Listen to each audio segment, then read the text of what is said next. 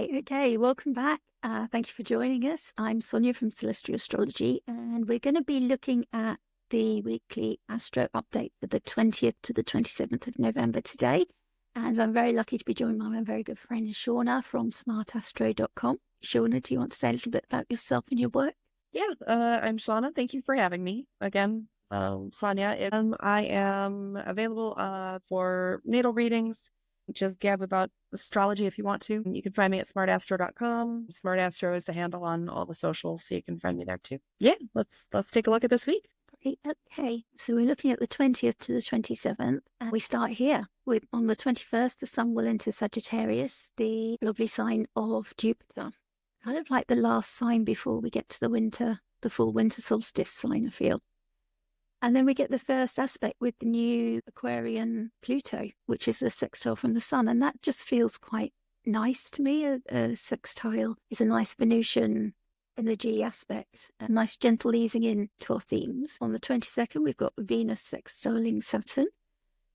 And on the 26th, Mercury will station retrograde in Sagittarius. We've got two Sagittarius things. The Sun will enter and Mercury will station retrograde a few days after. And then on the 27th, to close out the month, we've got the Sun trining Mars. And so I've broken the week down. The aspects we're going to look at, the Sun entering Sagittarius, and we're also going to look at the Sun sextiling Pluto, because that's important as that first aspect that Pluto's making on the 22nd, the following day. So we will notice that in the charts. We'll see this Venus sextiling Saturn. And then we'll look at Mercury stationary retrograde. And while we're looking at that, we'll take a little peek at the Sun trining Mars as well, which happens on the following day. So as Mercury stationing retrograde in the sign of Sagittarius, the Sun, who's also in Sagittarius, is moving to trine that Mars that's about to turn retrograde. So it's kind of bringing this retrograde energy, I feel, into the conversation. Like towards the end of this week, we're really going to be feeling that slowing down as they prepare, and the Sun may be giving us that first or last introduction to the Mars in Leo themes before Mars retrogrades as well. What do you think, Shauna, of what we've got this week? Yeah, we've got some big Sag themes going, which brings Jupiter into the conversation, which brings out more big. Yeah. Yeah, and it'll be exciting to see what Pluto has to do in Aquarius now. Yeah, I sense that's going to be our first introduction, maybe. So going on to our first chart. So we've got the Sun here on the 21st of November. The Sun enters Sagittarius. And Sagittarius is a sign of fire. It's yang, which is masculine, although we don't mean gender. When we say masculine, we mean the way that it operates and the way that we experience it is more outgoing, out in the world, in our actions, in events that may happen to us, rather than things that are experienced internally in our minds and thoughts and changes of perspective. But Sagittarius is also mutable or double-bodied, which means that there's two sides here, two sides going on. And before we started, Shauna was just explaining to me about how a Gemini brain can work sometimes. And we were saying about sometimes you have to lean into that's how it's supposed to be, that there's supposed to be this duality or this dual nature of it. So don't fight that if that's something that comes up for you. If you experience, the Sun's moving from this intense sign of Scorpio that's very fixed, and then suddenly there's this burst of fire. Like Sagittarius just feels like the most energetic of the fire signs to me. Jupiter's so optimism is like the overused word, but also the expansiveness of Jupiter, but also the hope and the wisdom that Jupiter brings. And Jupiter wants to bring order to things, but does it in a different way to Venus, bringing people together. Venus will bring people and things together, and Jupiter also will, but it will create order and kind of like lasting, meaningful structures that bring us like that higher wisdom, higher thought. He's kind of going to support all of that philosophical thinking and everything in the things that he's bringing together and the things that Jupiter wants to do here. So while the Sun and Mercury are traveling through Jupiter's temple, we might see some change in the collective in terms of wanting to create those things, bringing those higher principles in, rather than the self-examination in Scorpio, looking at the darker side of things. It's now, right, what are we going to do about it? What could we create? How could we resolve this? And how can we bring the resources that we have together to support it? So I kind of like this, to see the Sun and Mercury there with Sun's ingress as well. And the Sun doesn't have like the essential dignity of being at home or in its domicile, but it is the triplicity ruler. So we've got the triplicity ruler here is showing us Jupiter because it is a night chart that we're looking at, but the Sun is the day triplicity ruler. So it's comfortable here. And triplicities show where the support comes from. So it's kind of like there is support from Jupiter, that the Sun is opposite. And we discussed last week about Mercury and Jupiter being in a mutual reception as well, both in exile. So both having to struggle against something, but also both supporting each other. And then here comes the Sun being supported by Jupiter as well, even though it's got that opposition polarity of where they are. But at least it's got sight of its ruler, which is great. But there might be some tension. Oppositions are of the nature of Saturn. So there can be some hard lessons, obstacles, boundaries that come into that conversation as well for that support to be able to manifest. And also, as I was saying in the introduction, it's the last mutable third of the autumn season. So we're seeing, obviously, the leaves have been turning, and it's kind of like that turning of the wheel of the year as well. When we get to Capricorn, we come towards the winter solstice, like the deepest part of winter, the shortest day as well, and the most darkness. So here it's that last mutable, changeable side as we prepare for that coldness, of the deepest, darkest winter. So that's something to remember as well before the 21st. It's like that Greek god Dionysus. I know they had like some days, didn't they, before Yule that were outside of the calendar, and it was like, let's party for tomorrow we die. That kind of energy of this is party at the end of the millennium. This is, the party to end all parties, when Jupiter and the Sun get together and live it up, kick up their heels, and they know that that's what we're here for, to party and enjoy life. And that's what we do, because in Capricorn things get serious. So for now, just enjoy this hope, optimism. We can still get out and have lovely autumn walks, and that's really quite nice to see all the colours on the trees and the leaves and everything. Enjoy it. There are whole sign trines to Mars and the Moon in Leo. So both of them, Mars is still direct, but once we get, my arrow's not behaving again, once we get to December, Mars will be reaching that 6-degree point where it turns retrograde. And we've got the Moon there in Leo as well. So that's the Sun's sign. So it's nice that the Sun has this trine aspect to its own sign. It can help Mars in whatever Mars wants to do. It's in charge of Mars and the Moon at the time of its ingress. So that's a nice supportive aspect, that the Sun's lending help there to Mars in what it needs to do before we look at that Mars retrograde. I know some people are worried about it. Well, I was in a class last night and there was a lot of questions about the Mars retrograde. And I would say that, we live through these every 2 years. Mars's cycle is a 2-year cycle. So if you're kind of new to astrology and this is the first time you've worried about a Mars retrograde, please don't, because it's like you've lived through these every 2 years of your life. So you've got, as we live and grow, we get more experience in handling this energy as well, more tools in our toolkit. So the effects can lessen in that respect, because we're bringing our own experience and our knowledge of dealing with it to the table as well. And also it depends on whether Mars is your malefic obsect as well. So for night charts, Mars is insect, so it tends to be beneficial. So if you've got a night chart, this is even less worrying. It's likely to be helpful, whatever happens.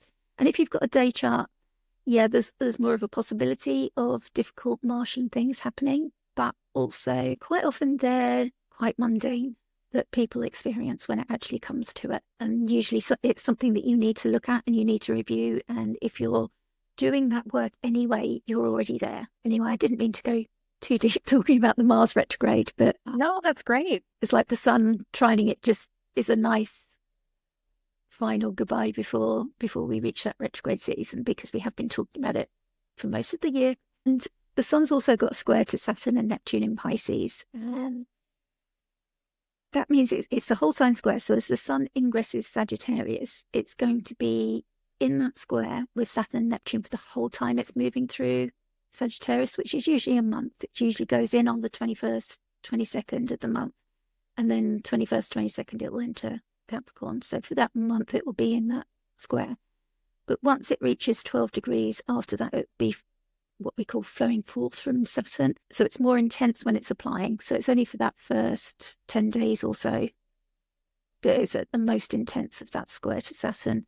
And then the last 2/3 of the month would be more full of ease and a bit of an easier square to Neptune, I would imagine. How are you seeing this, Shauna? No, I like that you brought up the Mars retrograde. I think it's a great reminder that we go through it every couple of years, and it's not going to end us. It doesn't happen as often as the Mercury retrograde, but so we kind of get used to the ebb and flow of that. But the Mars retrograde's not going to end us. It's just going to be bumps in the road. Not a big deal. You'll get through it.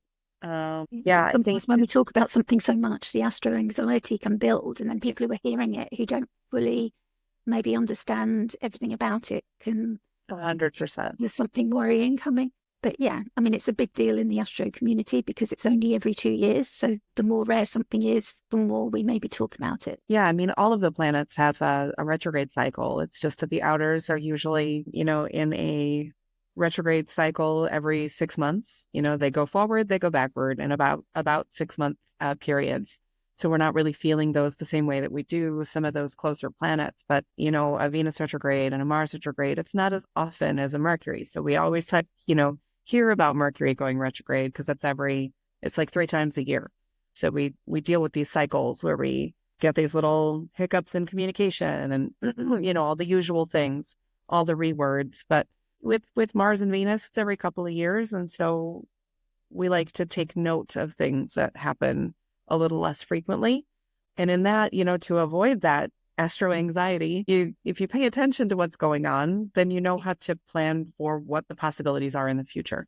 So that's all I hope to bring attention to. And I think it's probably the same for you too. But yeah, as far as the sun moving into Sagittarius, we're going from fixed water now to a double-bodied fire. There's bound to be some steam in between there. Maybe you feel like you started the engine on the car, kind of a thing. You've made your plans while you were sitting in fixed water, and now you're actually activating those plans and moving through those plans now that the sun's moved into Sag. And Sagittarius being ruled by Jupiter, you think of the centaur, you think of that exertion, that activity, that movement. Like you said, the wisdom and the optimism are definitely longstanding keywords for that. So finding those things in the everyday little activities and things that you do is really important. You could find maybe a little bit of going from the fixed water now into the fire sign and being mutable or double-bodied. There could be a little bit of a restlessness too, depending on where that falls for you. And you might find yourself becoming a little more philosophical, things like that. Yeah. So we should say, shouldn't we, who will feel it? It will be most likely the mutable signs, although the fixed signs will feel that change. It'll be the mutable signs that feel it. So Sagittarius, Pisces, Gemini, and Virgo. And like feel just the benefit of the sun shining. It's like a lighting up of whatever you're doing and whatever is going on in those houses for you. It's like the sun illuminates everything and gives the energy to grow. So it's bringing that energy to grow for you, and particularly when it's in Jupiter's temple. Both of them are life-giving planets, aiming to help nurture and grow.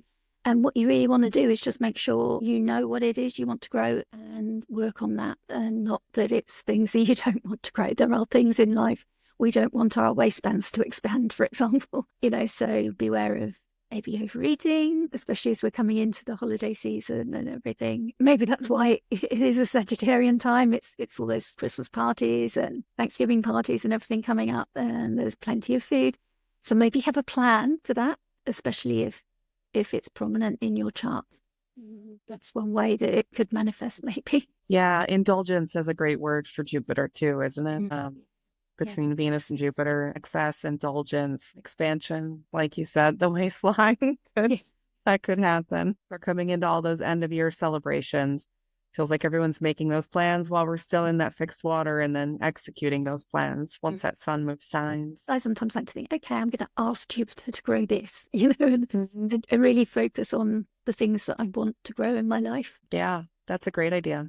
That's a good way to to navigate through that. All right. So now it is November 21st. We are looking at the Sun in Sagittarius in a sextile to Pluto in Aquarius. Sextiles are of the nature of Venus, so there usually is an ease about it. And Venus likes harmony, so hopefully this means things are a little more cohesive. The Sun representing life and plotline and vitality, among other things, with an aspect to Pluto being transformation and, to use your word, empowerment, or the potential for empowerment. It feels like it could get very tense, but there's some solace there in that sextile because it is an easier, slower going, nice, free flowing sort of aspect. We talked about the Sun in Sagittarius and what kinds of things you can expect to go along with that. And we talked about Pluto and Aquarius last week, I think, and we covered a lot. I feel like that's been a topic of conversation for everyone, but I feel like with this kind of an aspect, we can have maybe some revelations of truth, like truth as power, since it is actually Pluto and bringing in that powerful empowerment,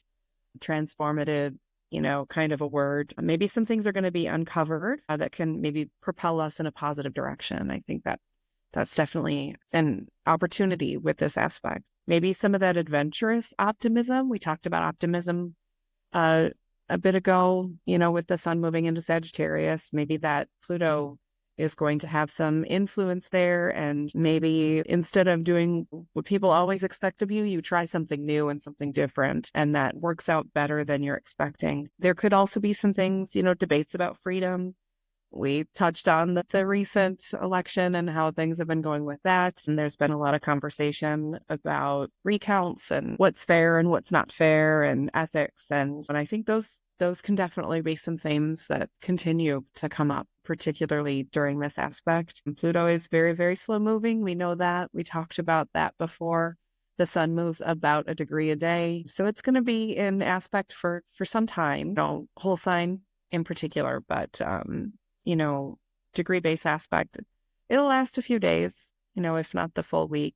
You'll feel the impacts of it. And of course, it's going to be long-term. So the things that come up, the earth that gets churned through this is likely to be long-lasting effects. This isn't always a bad thing. This can be really, really great. It can be moving things forward. Aquarius has that whole theme of the collective for some people. So keeping that in mind, this can definitely be a nice, positive, enlightening kind of a shift. Along with the Sun, you can sometimes get some inspiration. I think we talked about that. Maybe there's some different kind of charisma that you aren't accustomed to. Maybe someone is a little more charming that you wouldn't expect to be, or maybe even some infatuation. That doesn't necessarily mean with a person. It could be maybe it's a subject you want to study or something you're interested in.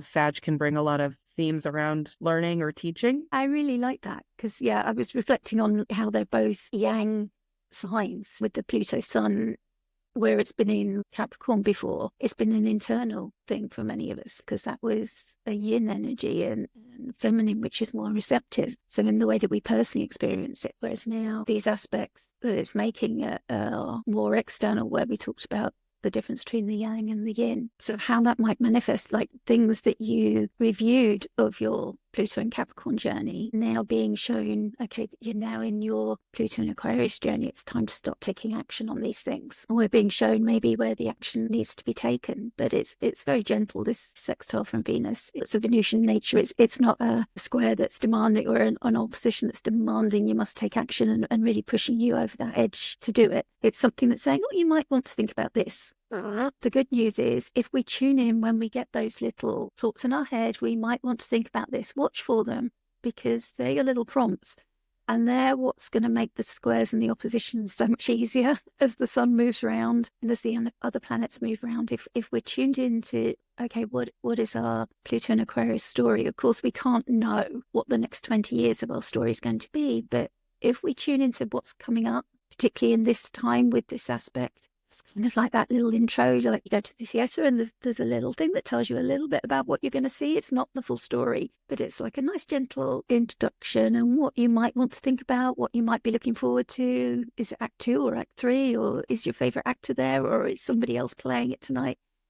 kind of thing. So that's kind of how I'm seeing it working out, because the sun is like us, our purpose, our spirit, and our drive in life. And then it's showing this light on Pluto, which can be the shadow side of things, the more difficult things. But it, as Shauna said, ultimately empowerment, that's where it's moving us towards. So the things that it's telling us we might want to think about, the things that are ultimately going to make things better for us, even if it's not a critical problem right now. Still tune into it, still take note, and still think you might start doing something about it.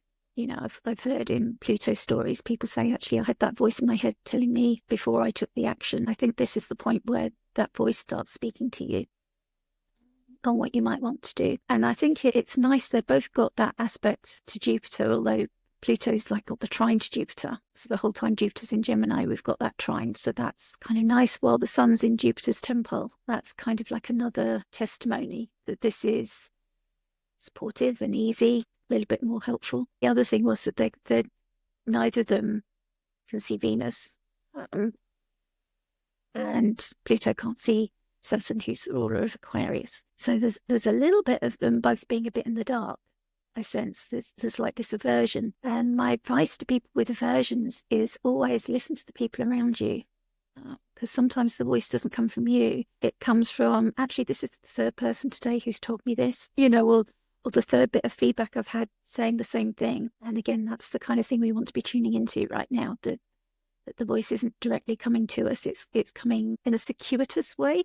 Is that the right way to say it? With both of these planets not being able to see their ruler directly. We got the moon, like the two lights. The moon's in the sun sign. So again, it's giving its blessing and giving that supportive trine. The moon being our emotions and our feelings, just saying that, okay, our emotions are along for the ride on this. I've had some archetypes when these two meet. Sometimes it can be like the Jekyll and Hyde, a death and rebirth is the Pluto saying, but also Orpheus and the Sandman, a more recent Orpheus in chaos, sort of being willing to go back down into the underworld to retrieve his lost love, and the Sandman, and that kind of drive but willingness to face the underworld. Pluto is the lord of the underworld. So there is, I mean, this isn't particularly dark because the sun's illuminating it, but there is that element of something coming up that's usually hidden to us. And I always think that's a really good time to be aware. That's when astrology really helps us to be aware that actually if something we're not usually aware of is being shown, like I say, that feedback that you maybe don't normally hear or is slightly uncomfortable to hear. You know, it's something you don't like about yourself maybe that you're hearing, but we're meant to hear it right now. So it is time.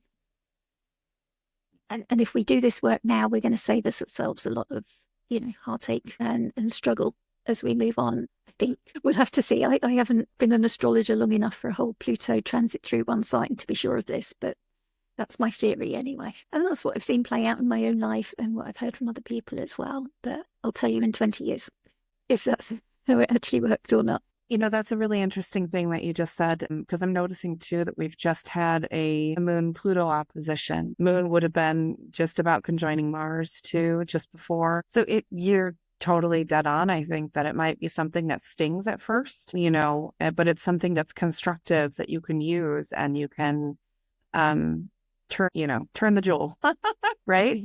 You polish the pearl and you find the beauty underneath the mud. Just given that the moon moves so fast that it's going to have that opposition, and it has a conjunction with Mars every month. But it's just interesting that it happens to be just after Pluto has ingressed into Aquarius, right as the sun is ingressing into Sag, and we have the luminaries there in a solid trine. So yeah, it might be something that stings a little. Once you mull it over a little bit, you can use it and bring it back better. Yeah, and we always think of the moon as that trigger, don't we? As the moon moves around, like all of these aspects aren't active all of the time, but yeah, they come into play and out. And quite often it is the moon that is the final, okay, we're good to go. It's like the firing gun at the starting line. The athletes are ready, they're primed, they've done years of training. There's a lot that goes into it. And then there's that starting gun, go. And that quite often is the moon that has the final say on that, because it's the moon translates the planets and brings it down to Earth for us. So the moon is likely to be carrying the Mars-Pluto opposition is kind of what we would say flowing forth now. It's just slightly out of a degree base range, but we know that it's going to be coming back in December as Mars retrogrades. We'll go back over that area. Mm-hmm. But with the moon traveling through that as well, it's more likely to remind us, okay, yeah, that happened as well. Go do something about it with an opposition. And even with that, there's still no sight of Saturn there, although there is that nice trine to the sun. Saturn is the ruler of Pluto. The sun obviously is the ruler of the moon and Mars. Is the reason why I was saying that. And then we know that on the next day, so we can just see it forming right now, is the Venus and Saturn sextile. So it's like all sextiles, it's all Venus. Sextiles are the nature of Venus. So because we've got those sextiles, we've got the Venusian nature coming through. So she's having that interaction with Saturn, who's the ruler of Pluto. So it does all tie back in that. But again, Venus is bringing something very nice, but also pragmatic in earthy Capricorn. There's something that wants to get built, that wants to be created, something ambitious. Maybe that Venus is just beautifying and adding some harmony to, maybe bringing the right people together for it. And then that sextile to Saturn gives you the opportunity to really get going with whatever needs to be built there, I feel. Sometimes it can be about relationships because it's Venus, but also when you're looking at Pisces and Capricorn, Capricorn is, I call it like the world builder, like the ambitious sign of the zodiac. Capricorn's very focused on what it's creating. And I think Austin Coppock calls it the big desk, in offices. And it's who's sitting at the biggest desk. And that'll be the corner office with lots of glass and the biggest desk. But also the buck stops there. There's no one else higher up to blame.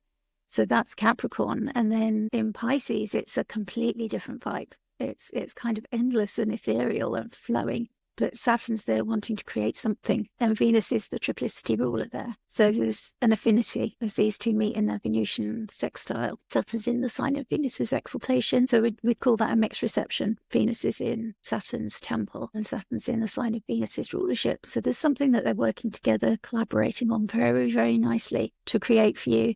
And this is kind of closing out the Venus-Saturn synodic cycle as well, that would have started in Pisces as Venus has moved around. Her cycle's usually just over a year, just slightly over, because she moves ahead and behind the sun, depending on whether she's forward or retrograde. But it means that she's now coming in Aquarius. She won't be able to see Saturn, and then her next aspect will be to join Saturn in a conjunction, which will start a whole new thing. So this is, again, Venus doing the final touches on whatever the two are building in that whole cycle. Since they met, I think it was the beginning of the year, we had a lot of planets all pile up and travel through, didn't we, all at once? Meeting Pluto and then meeting Saturn, which was quite a big deal. This kind of mixed reception that Venus and Saturn have, it's really just kind of putting a nice bow on things. I mean, that's just how it feels to me. Saturn stationing direct, Venus is still an applying aspect. So there's still a bit more to come with these two, which is really nice. It makes it a little tougher that Saturn can't really see what's going on with Pluto at the moment, but Pluto's just getting settled. So I'm not concerned about that at this point. It's brand new. It's just shaking off the dirt from Capricorn, and now just gonna breathe some fresh air in Aquarius, stretch its legs a little bit, and kind of get moving. So on the 26th, we've got Mercury stationing retrograde at 22 degrees of Sagittarius. And at the same time, on the following day, the sun is moving into a trine with Mars. And we'll speak about that briefly at the end as it's applying, which is usually when it's most intense. But we'll look first at the Mercury station in Sagittarius. And as we've spoken about already, when we've spoken about the sun, Sagittarius is fire, yang, and mutable. And I was reading an article by Gary Caton, which I highly recommend if you're interested in going deeper into the Mercury cycles. He's written, and it's about the elemental cycle of 2024 and 25 of Mercury through fire. So he really goes into it in a lot of depth. And it was fascinating. It was a great read. And Shauna caught me. I was updating my notes late last night because I'd seen this article, just having a quick scroll through Substack, as you do before you go to sleep, and came across this article. And it was like, oh, no, I've got to, while I think about this, I've got to add it to my notes. So yeah, I was up late writing about Mercury.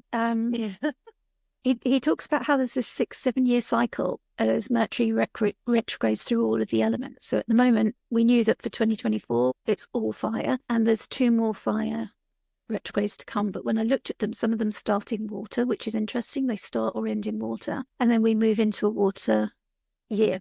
of retrograde cycles. And all of those elements carry their own characteristics, and they hit different houses in our charts for different groups of us. So we may experience them in different ways, but likely to be the same overarching themes, which I found really fascinating. So I've actually made some quick notes, and we will go through what to expect for the different rising signs. So where you're looking at the fire in Sagittarius, Aries, and then Leo, this makes that triangle. And then as it moves backwards into water, you'd be looking at Scorpio, Pisces, and Cancer, making that triad, which we'll move into in 2025. In terms of Mercury's journey, we'll see his last visibility. He's currently in evening star, which we can see because he's behind the sun at the moment.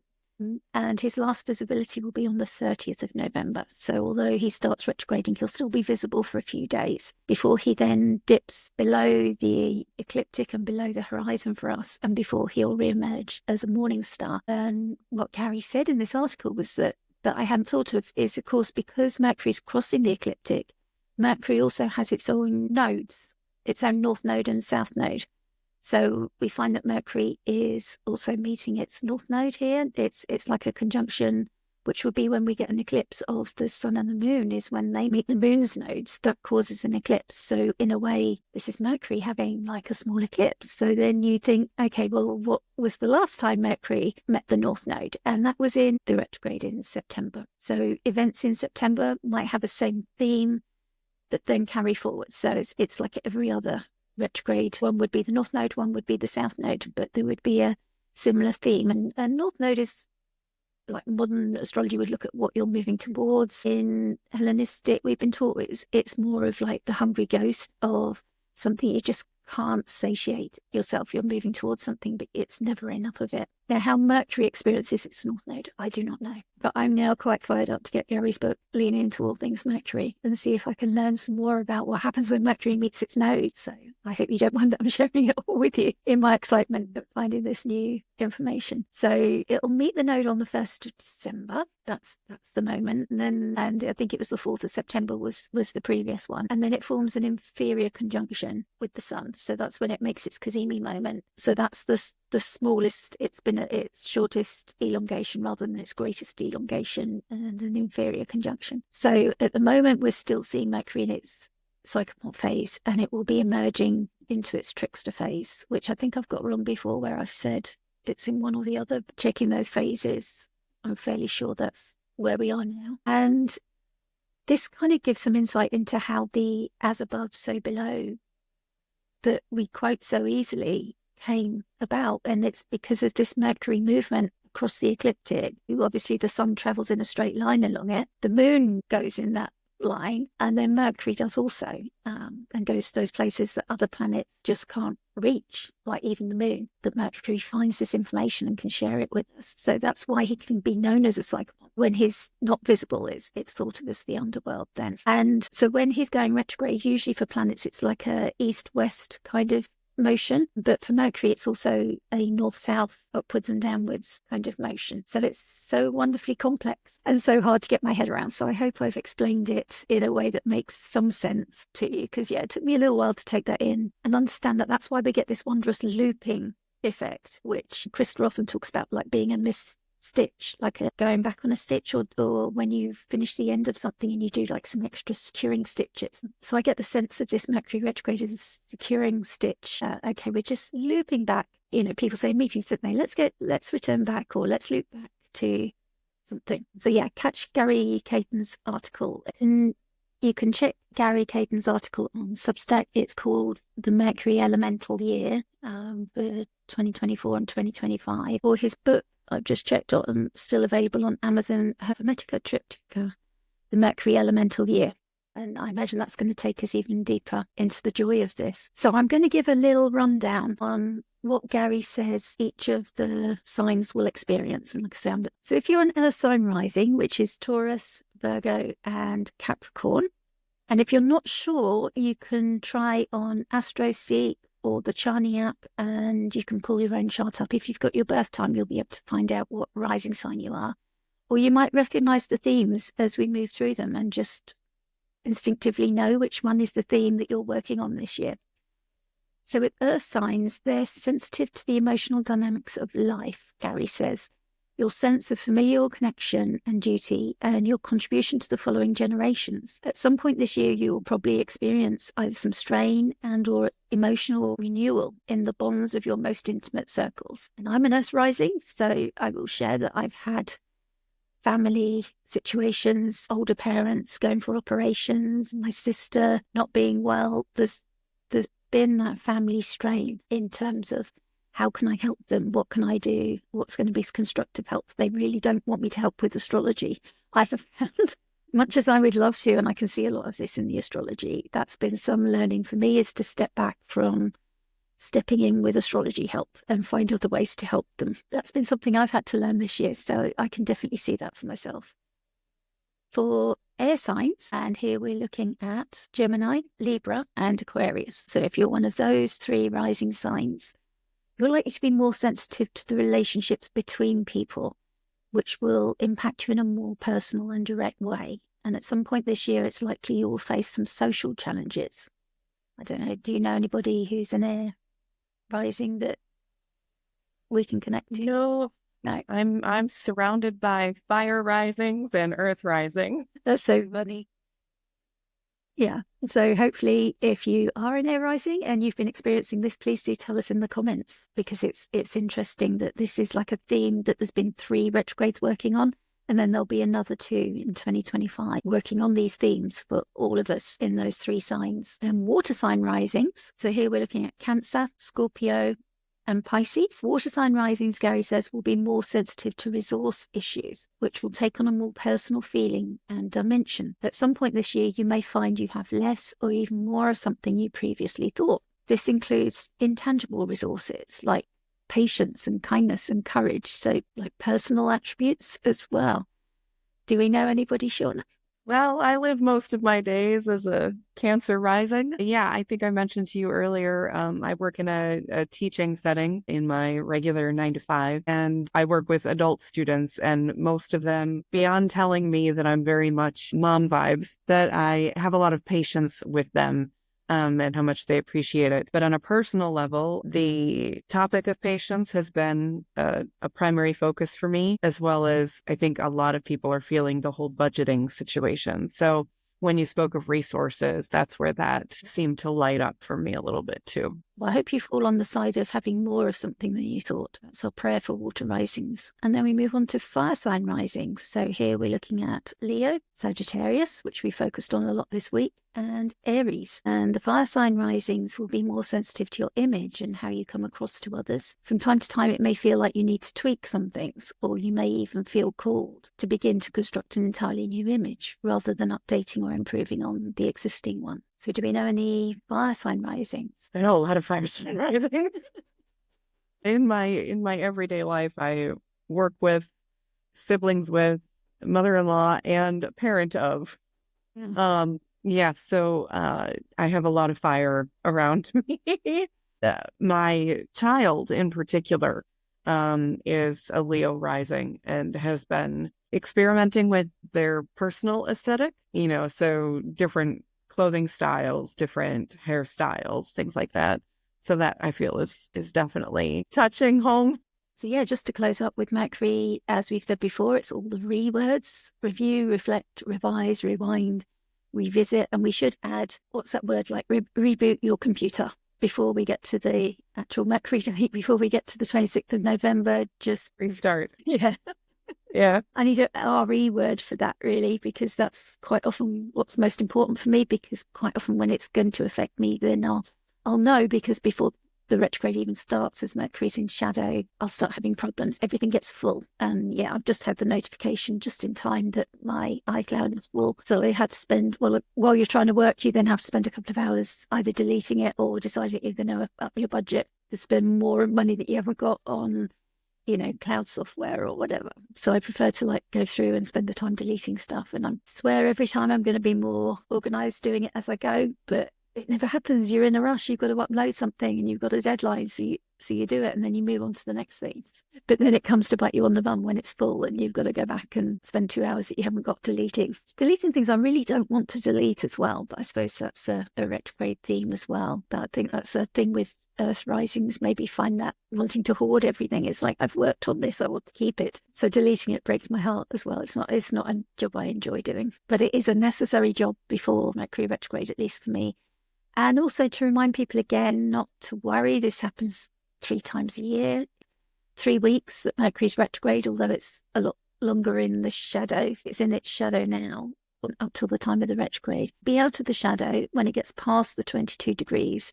And that'll be on the 3rd of January. The Sun and Mercury meet in Cazimi on the 14th of December at 14 degrees of Sagittarius. And Gary noted something interesting as well about that Cazimi degree and the retrograde degree. He had a chart which was copyrighted, so I didn't want to take a screenshot and share it. But if you're interested, it's worth looking at how those degrees evolve and how, although we take a notice of the stationary retrograde and the outer shadow degree, actually the conjunction degrees, they matter too. So yeah, it's worth remembering that. 14 degree as well, if it's hitting something in your chart, if you're a fire sign particularly and it's hitting something in your chart, that would be important to check out. Otherwise, it is a great time to test things out. If you're setting something up and you want to find out what the problems are, that is a really good way to use Mercury retrograde if you want to soft launch anything as well. Done that before in a Mercury retrograde, and it's really good because all the problems will immediately become very obvious, and it's a very easy way to deal with them all and know exactly what you're up against. It's a really good way to work with the energy. But I do feel like retrogrades are like nature's way of telling us to slow down,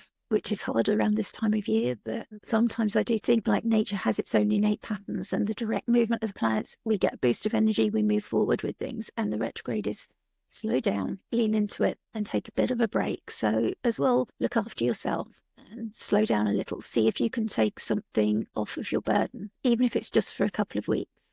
Can you delete something out and then see if you still want it in your life at the end of the retrograde?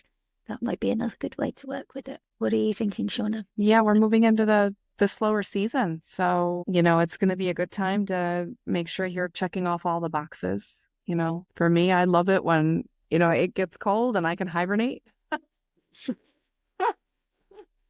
So if I have an excuse to hunker down at home, there's my Cancer rising showing again, right? But if I can hunker down with my stack of books and a nice cozy blanket and my favorite pair of fuzzy socks, I'm great. And we're getting ready to move into that season. And yeah, I think that's a really excellent point that you made, that you're just tying up some loose ends, and the retrogrades usually offer us that opportunity to go back, make sure we've put away the things we need to put away and finished up and, tied up the things that we need to. Yeah, it's really helpful. And that's the beauty of knowing astrology, isn't it? Just, I often say, like in the coaching, it's just flowing with the energy rather than trying to swim against it. If you're trying to swim against it, it's going to get really tough. But if you're willing to listen to the advice and go with it and make a few tweaks to your life, it gets so much easier. And since knowing astrology, my life has flowed so much more easily because I've just been willing to go with that flow. So no more trying to swim upstream for me. Don't resist.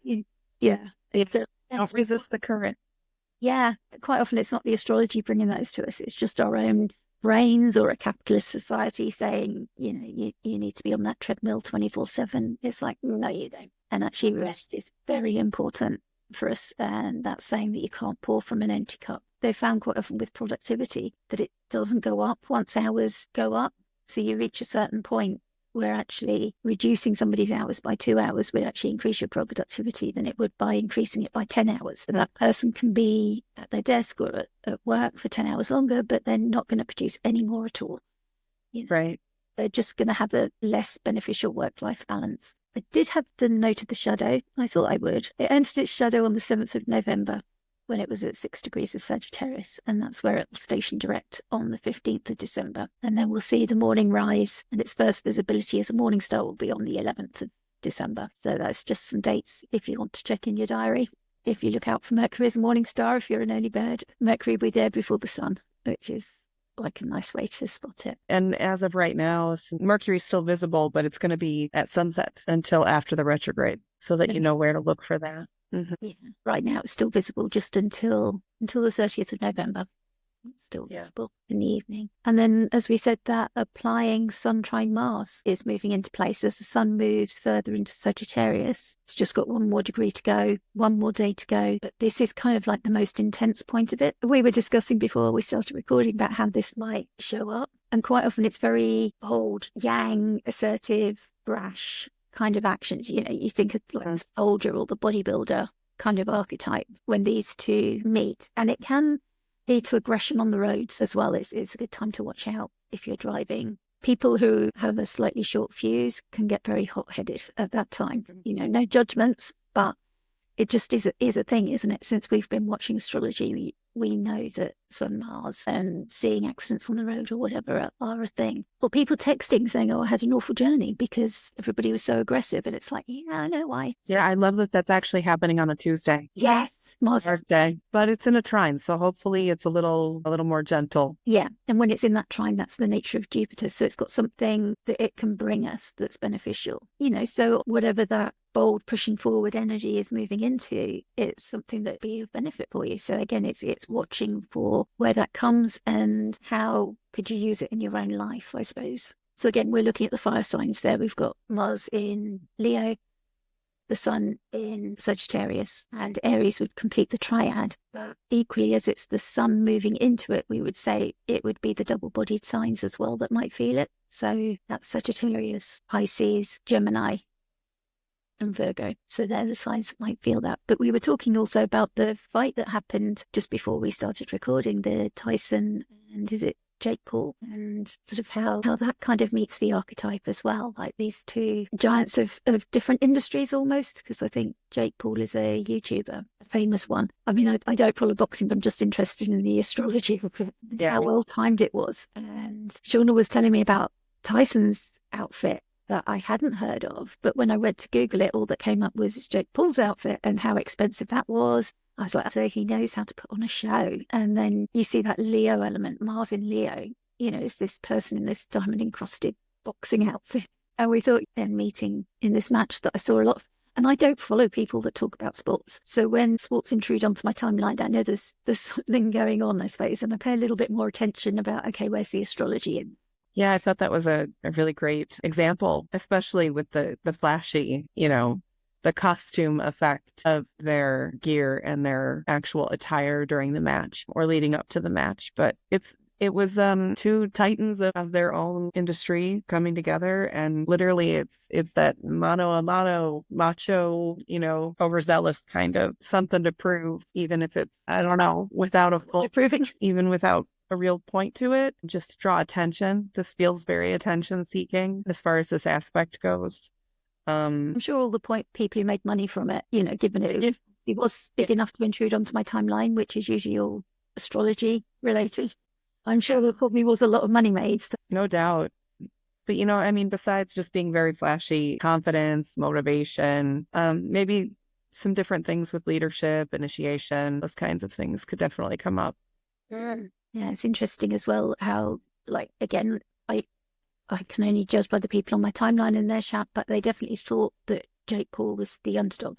And yet he came out on top. And it's interesting how those perceptions and sometimes biases also lent into astrology predictions that are now maybe being revised in a mercurial way. But it's interesting then when you see the Mercury with the Sun, it's like, yeah, you can see that money-making element. Mercury rules merchants and money making and money markets and the exchange and movement, fluidity between borders. So that's a real fluidity between border thing, like somebody who's not a boxer coming into the boxing arena and taking on one of the greats. He's not just coming in and taking on somebody at presumably what should have been his own level. He's like, yeah, let's do a really big fight. Let's grab some headlights here if we're going to do this. Yeah, bravado for sure. But yeah, definitely Mercury overseeing commerce and trade. Or just exchange in general, right? Not necessarily monetarily, but exchange. Yeah, that was a great example to bring up. Yeah, right. Okay, so that concludes this week. And next week, we'll be back. And for December, I'm glad to say that we have the other ladies joining us. Ask will be reunited. All the founder members will have Krista from Practical Astrology, Janessa from Bijove Astrology. So they're going to join us, and the four of us will be looking at the astrology of December because it's the winter solstice is Yule. It's an important turning point. So we're gathering together to do this work. So we look forward to seeing you then. And thank you for joining us. Shauna, would you like to remind everybody where they can find you? Yeah, sure. I'm excited for next week too. It's been a long time since we've gotten to get the whole group together. Our schedules don't often align, so it's really nice. Yeah, so smartastro.com for readings or chit chat or whatever. And you can find me on the socials. Blue Sky has been amazing so far. Still on X, Instagram, Substack. Yeah, same handle for all the places. Thanks for having me, Sonia. I love having you. I love having our chats together. Yeah, me too. Right. So I just hope that everybody watching enjoys it. Yeah. Enjoys listening to us. And yeah, if you have enjoyed it, please remember to like and subscribe. And we're always really happy to hear your comments, how you've experienced it, how it's landed for you, if any of the transits are affecting you. We'd love to hear about it. Yeah, do engage wherever you're watching this. So thanks again. Bye-bye.